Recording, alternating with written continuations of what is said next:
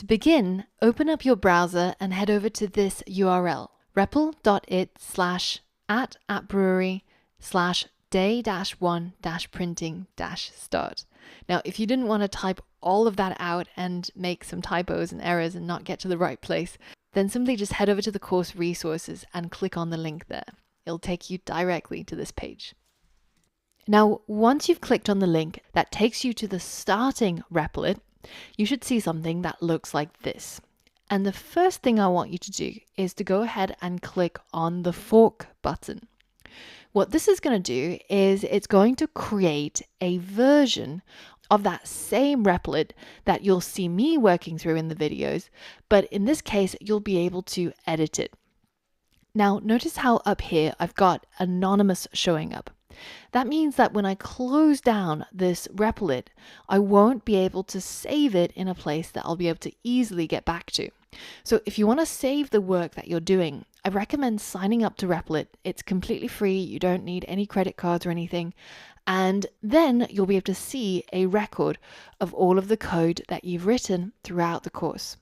In this course, you'll be coding along with me on Repl.it and completing a whole bunch of interactive coding exercises in our Repl.it classroom. So pause this video now and create your free Repl.it account. And once you're signed in, then you can actually go ahead and edit the name of the Repl.it or add a brief description, and you'll be able to access it later on through the My Repls folder. Now, once you've done that, then let's go ahead and walk through some of the different parts of Repl.it that you'll be using. First, on the left-hand side pane here, you've got some files, and you can see the current file that's open is this Python file here. And you can create new files or you can create new folders, and later on we'll be using these features to organize our code. Now, the other part of the left-hand side pane that's really useful is this settings tab here. And I generally prefer to code using a darker background. It's slightly easier on my eyes, especially when you're working at night. And I recommend everybody to switch their font size up to large. This just makes it so much easier to identify mistakes and any typos you make. Now, we're going to leave everything else as it is, and you can click on the settings button to collapse that pane so that you end up with more space for writing code.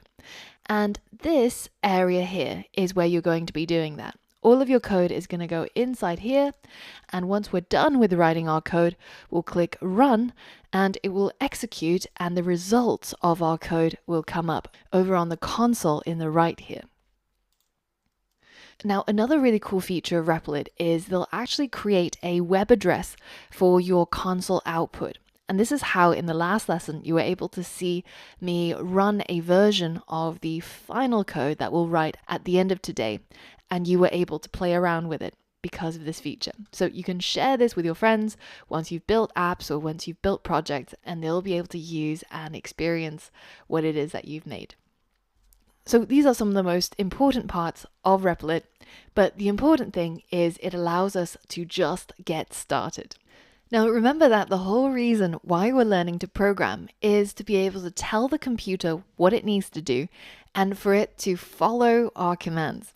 So let's go ahead and tell the computer to do something. And we're going to do that by writing our first line of code. So in this case, I'm creating something called a print function, which is just the word print, all in lowercase, and then followed by a set of parentheses. Now, inside these parentheses, I'm going to tell it what I want it to print.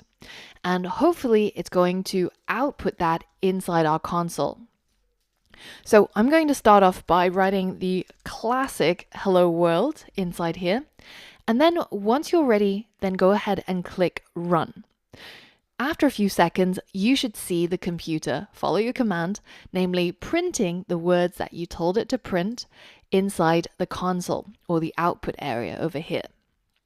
And once it's done, it indicates that with the little orange arrow. And the way that this command works is super simple. You have the keyword print, followed by a set of parentheses, and then inside the parentheses, you tell it what you want it to print. And once you've inserted that, then when this line of code gets executed by the computer, it'll know to simply print or output the thing that you've placed in between the parentheses. But notice here that it's not just the word hello world exclamation mark that I've put inside my parentheses. I've also added some quotation marks or double quotes around the word. And the reason why I've done this is so that I can tell the computer that this bit here in between the double quotes is not code. It's not like print where it's supposed to do something. This is just some text that I've made up that I want it to print out. And these pieces of text in programming lingo is known as strings. And you can imagine it as almost like a pearl necklace, right? It's a string of characters. And what the double quotes do is they basically show the beginning and the end of that string of characters. So that means you have to be really careful when you're typing.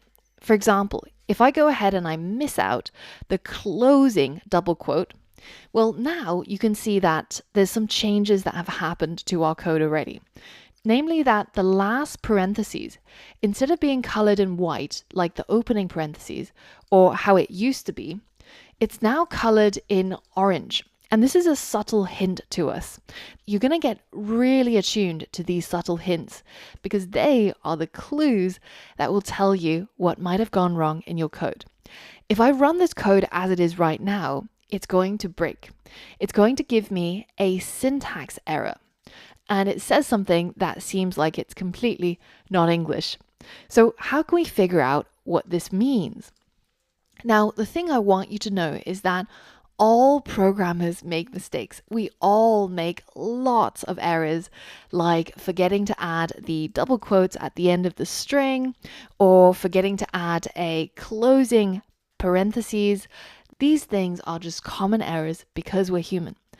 But the thing that differentiates great programmers is we're really good at figuring out what the problem is and how to fix it. So you can imagine that coding is just a whole bunch of problems that you have to solve. And in this case, when we get some sort of red text on the right and our code is not doing what we expect it to do, then all we have to do is take this entire error message where it says something, something error, and this is some sort of message that we're supposed to understand.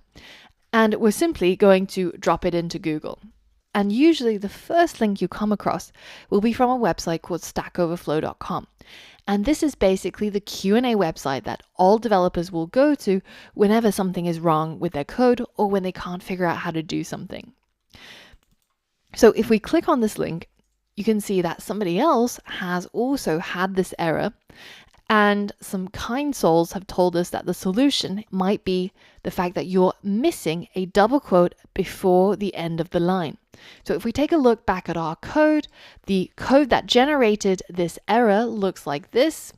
And indeed, we are missing a double quote at the end of our string. As you're learning to code, as you're going through your 100 days, I want you to become more and more attuned to the color of your code. Because one of the most helpful things that code editors such as this do for us is something called syntax highlighting. For example, when I was missing that double quote, it highlighted this entire thing in this orange color. And that is basically it telling us, it seems like this whole thing is some text. It thinks that all of this is a string and that we're missing a closing parenthesis.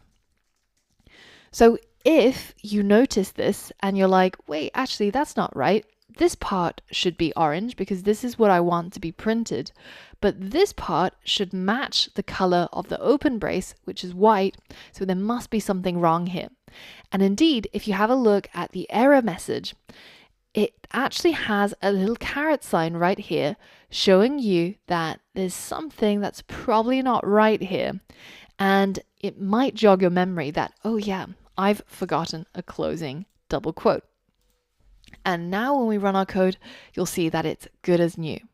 So now it's your turn to try it out in a code challenge.